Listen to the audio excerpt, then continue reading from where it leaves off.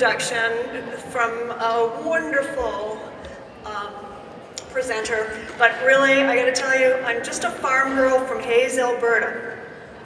So and it is so nice. Thank you to Farming Smarter for the invitation to come back home. This is always home for me, and I'm really pleased to be here. Unfortunately, I am not bringing glad tidings for Christmas. I am talking about herbicide resistance in Russian thistle and kochia in Alberta. And I worked with a great team of people here. Hugh Becky, who is now a researcher in Perth, Australia, where I think his weather might be a little bit better.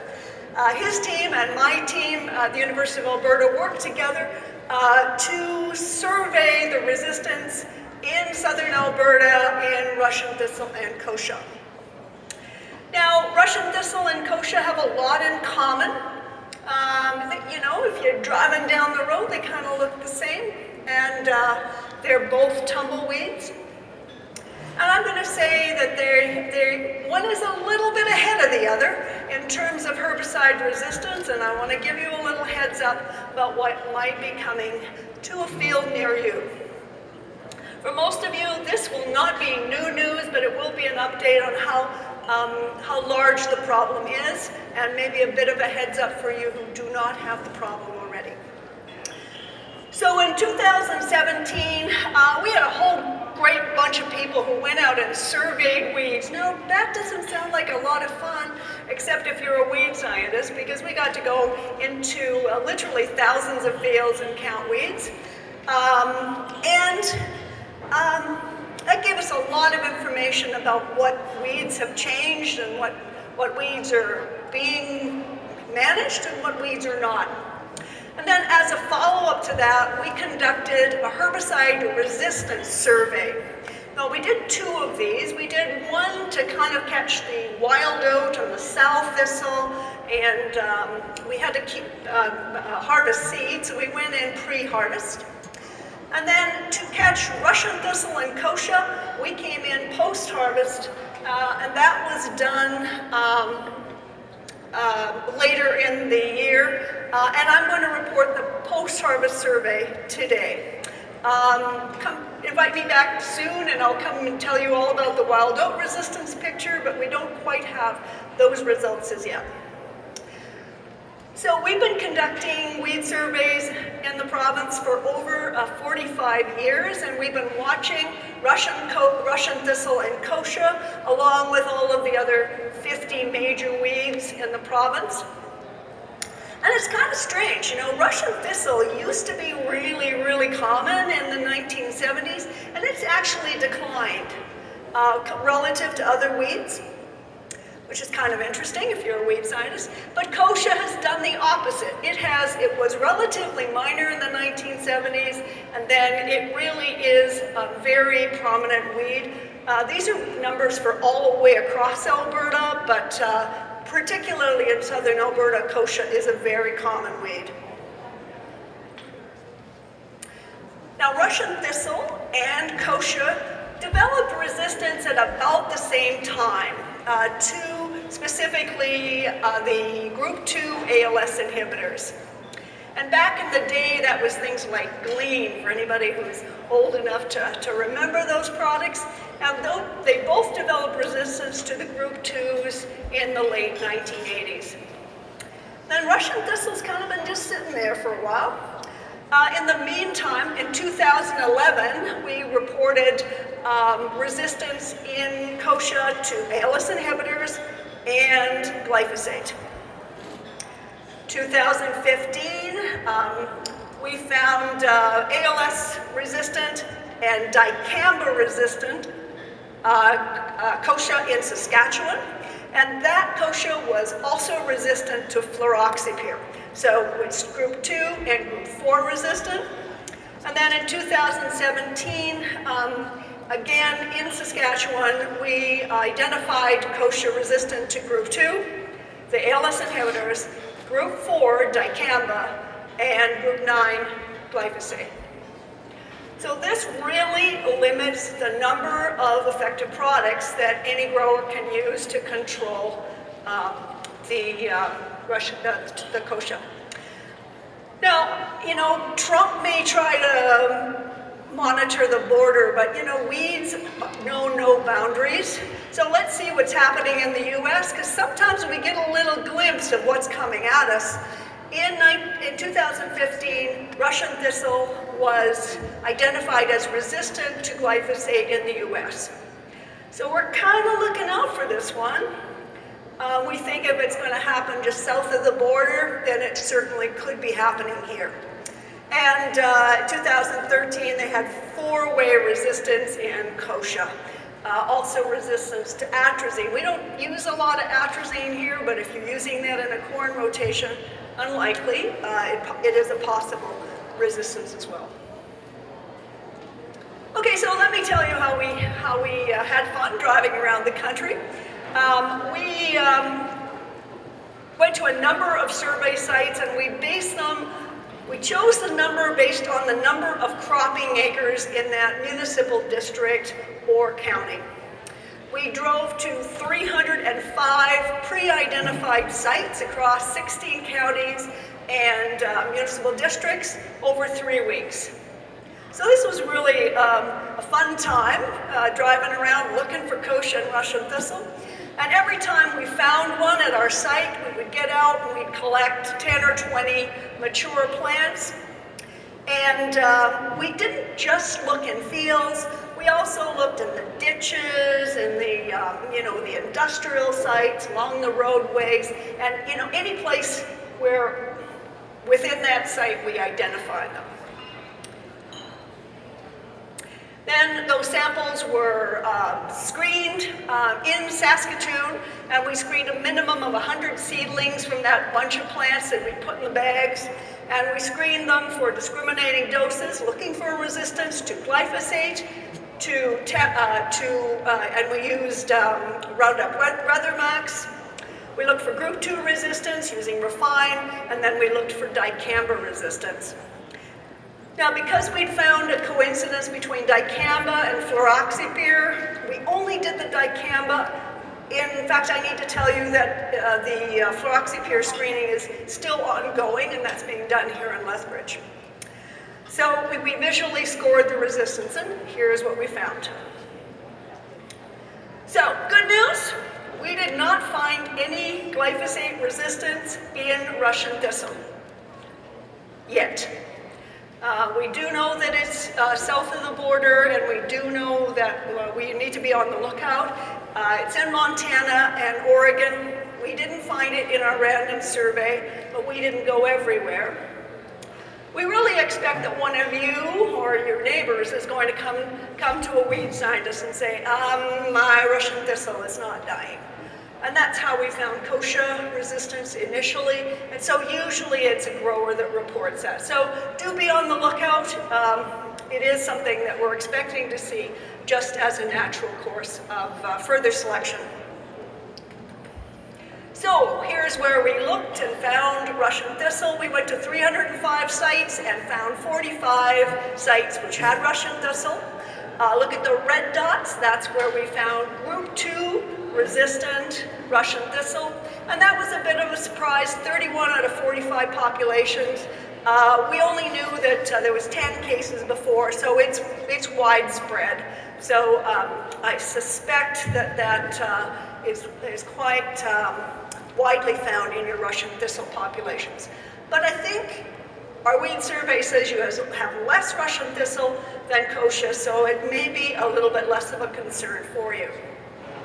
However, you can see that there's quite a bit out there, so don't be surprised if your group 2s are not working. Let's turn our attention now to our bigger problem, which is kochia. In 2012, when we did our last weed survey, we found about 5% of the kochia populations in southern Alberta, they had glyphosate resistance. In 2017, 50% of the populations were glyphosate resistant. So I'm going to tell you that you should not expect glyphosate alone to be controlling kochia in your fields. That should just be something that, it's probably not going to be working for you very long. So here's where we found glyphosate resistance. We found it in 15 of 16 counties or municipalities, so virtually everywhere. It's the red dots that indicates the glyphosate-resistant kochia. And every one of the kochia populations that we tested were resistant to ALS inhibitors, the group 2s. So I don't even know why we're bothering to look for it anymore, because it's pretty uniform out there that there's resistance to group 2s and 50% of the fields resistant to glyphosate.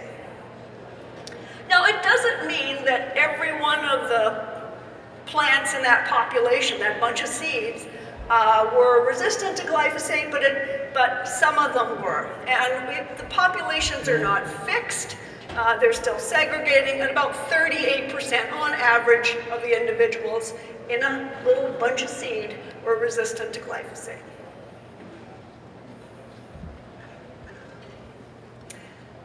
Now I want to talk about dicamba resistance. Dicamba resistance is on the map in the blue dots. So we found dicamba resistance in 24 of 305 sites. Not all of the individuals in that seed packet that we tested were resistant, only about 14% on average, but these things are selected and they increase in the population. Most frightening to me is the green dots. And the green dots indicate three-way resistance to ALS inhibitors, glyphosate, and dicamba. And we've only screened these with dicamba, but assume fluroxypyr is in the same ballpark as dicamba. So if you're anywhere close to those green dots, this is really going to limit the options that you have to control your kochia.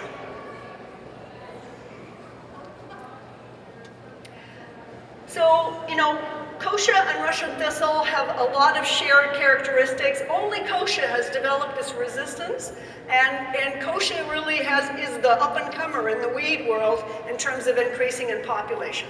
They're both tumbleweeds.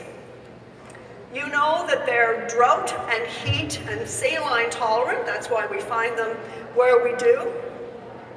And the other characteristic they share is that they outcross.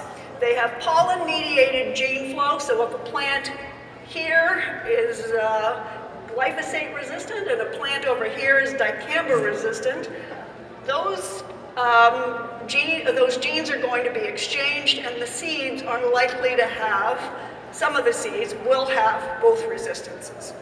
So they're exchanging genes within the field. And the seed production is massive. I'm going to show you a picture in a moment to show you how much seed we can get off those plants. Now, the other way that genes are coming into the field is, of course, through tumbling. So we're getting our neighbors' kochia coming in and sharing their seeds with our fields. So if anywhere in your area has resistance, you're likely to be getting it. It is a multi-stakeholder problem. So multiple resistance occurs when we have kochia rolling into the fields, they're crossing, they're dropping their seed. Kochia does have some other things I need to talk about because it'll set us up to think about control. They are really emerging early, so they get a head start on the crop and are very, very resilient. They have low seed bank persistence. They don't last very long, but they're also very plastic. So even if you've got this small little tiny kochia plant, it is going to be dropping seed and contributing back into the seed bank. They're really hard to eradicate from a field once you have them. And they're late to mature. The seeds, when you're harvesting your wheat or your pulses or your barley, those seeds of the kochia are not yet viable. They're still green and soft and mushy. Why is that important? Because there's some really good people doing work on harvest weed seed destruction, where you're going to basically be crushing the weed seeds as the chaff is coming out of the combine.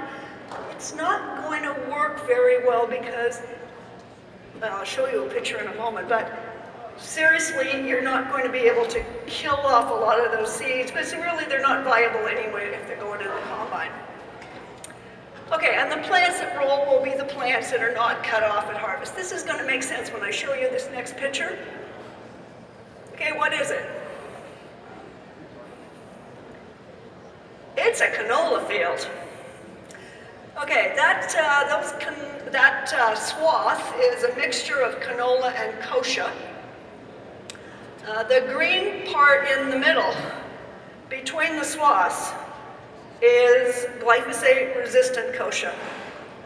It is wall-to-wall. You can see the pivot in the background. It's a full quarter section of glyphosate-resistant kochia in a canola field, presumably Roundup Ready. We didn't test the canola, we did test the kochia. Okay, so a couple of things to note here.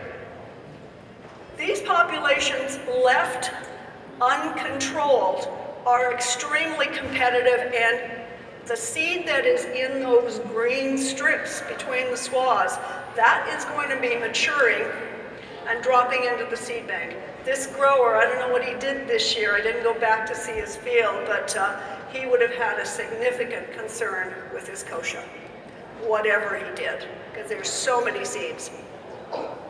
Okay, but the other thing I need to show you about this, these aren't the ones that are going to roll. You know where the ones are going to roll? They're on the field edges. They're in chem fallow fields. They're the big round ones that are not cut off at harvest. But I don't want to blame chem fallow fields because they're also in municipalities. This is a gravel pit just south of Calgary. Here's what was beside it. These are the plants that are going to break off at the base and going to roll into the field. We find those same kind of plants on the field edges. In industrial sites, our industrial neighbors, which are dispersed into our farm fields, are also harboring those canola plants, or those kochia plants as well.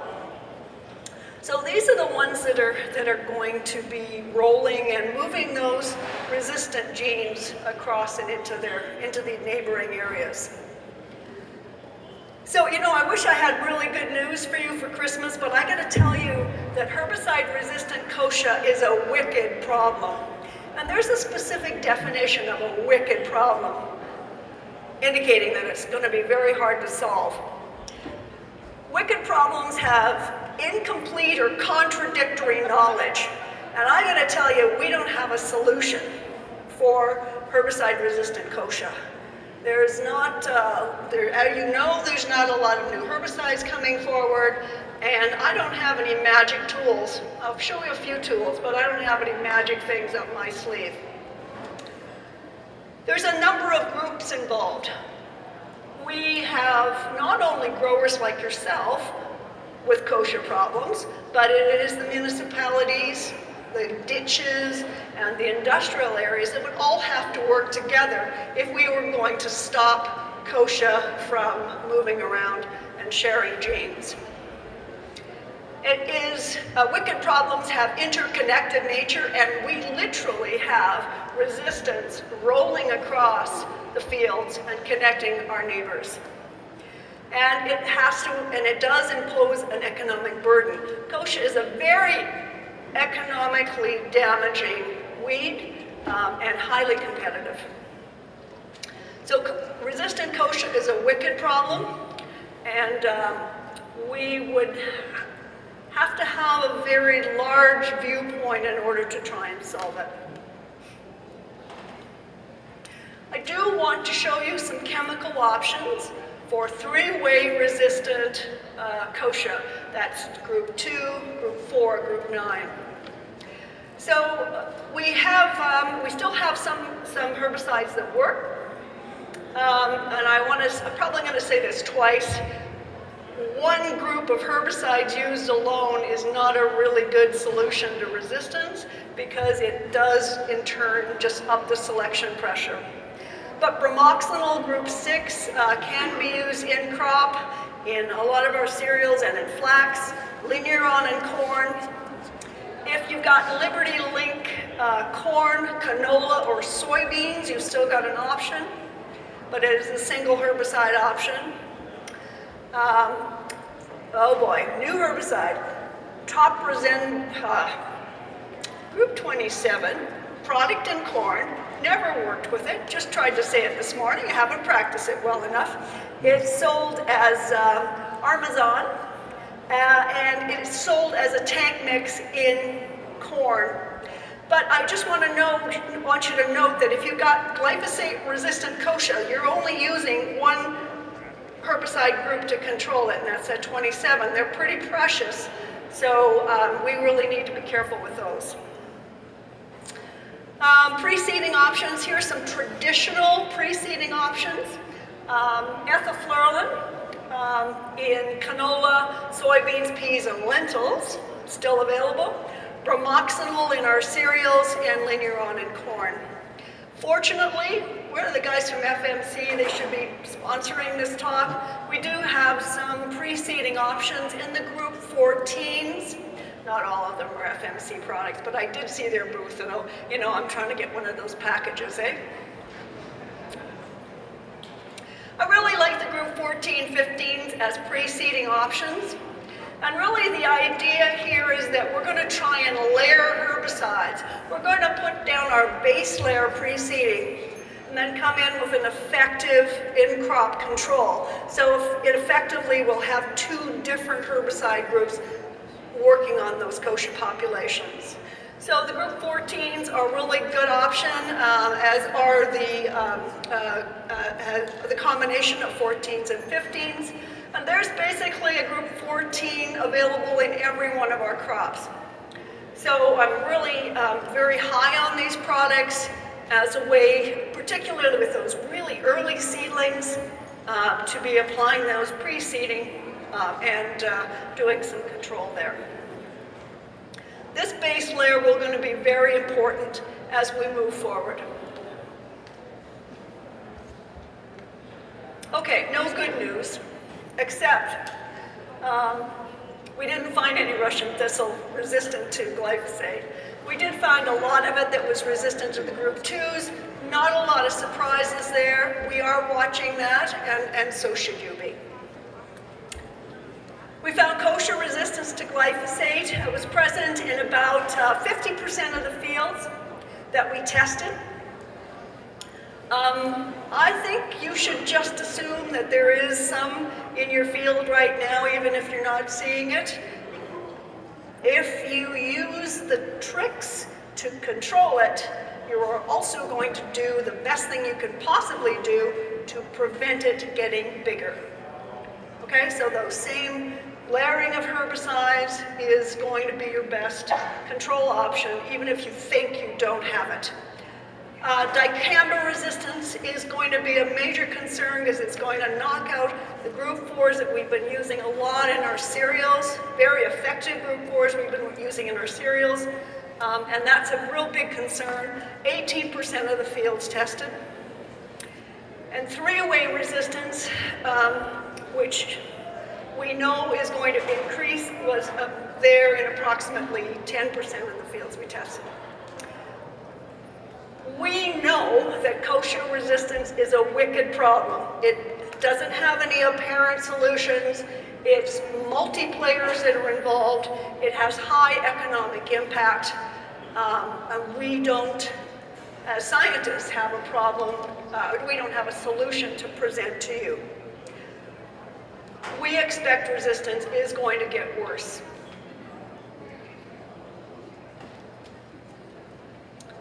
Told you, no Christmas presents.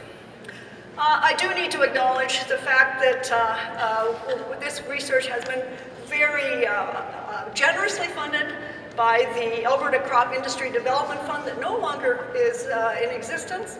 The University of Alberta and Agriculture and Agri-Food Canada also contributed. And with with that, I think I'd like to say thank you again for the invitation to give the bad news, and I'd love to answer any questions if you have any.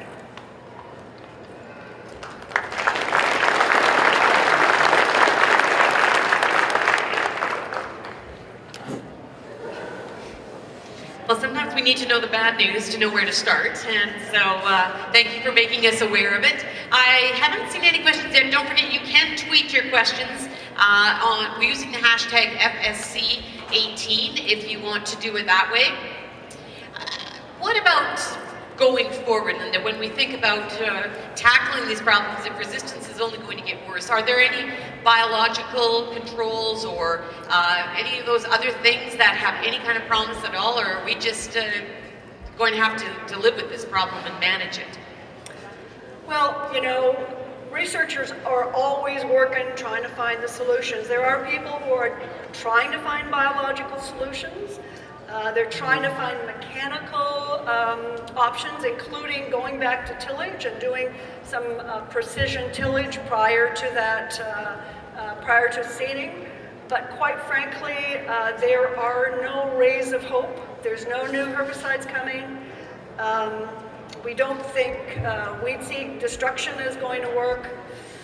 We're kind of out of ideas, and you know, it's a hard thing to say as a researcher because you always have that great idea. Yes. But nope. Not even like, what about even some of these new technologies like gene editing, or we could find the Russian thistle gene and nuke it or something? Well, you know, there was a group in Monsanto who was working on developing a specific set of genes or a set of inducers to basically make the plants resistant again, but it does not solve the fact that we also have group 2 and group 4 resistance. And so, you know, it's one problem piled on the other. Maybe you could fix glyphosate resistance, but you still haven't fixed the other two. A new herbicide would be wonderful, but of course, nobody tells me anything because I just tell everybody. But I don't know of any that are in the pipeline, to tell you the truth, that are going to help us through. All right, and then I guess if farmers do notice something they suspect, do you cover it up, shovel it up, or tell people about it? What's the best strategy if you do find some of them? Okay, well, the best thing to do is, of course, not let anything go to seed. If it's a small patch, maybe you can deal with it. If you see something new type of resistance, if you are looking at your Russian thistle and going, that didn't die, there's a bright young researcher, Charles Geddes, here at the Lethbridge Station, who would love to hear about that. Okay. All right, well, thank you very much, Linda. Let's put our hands together and thank Linda for joining us here today. And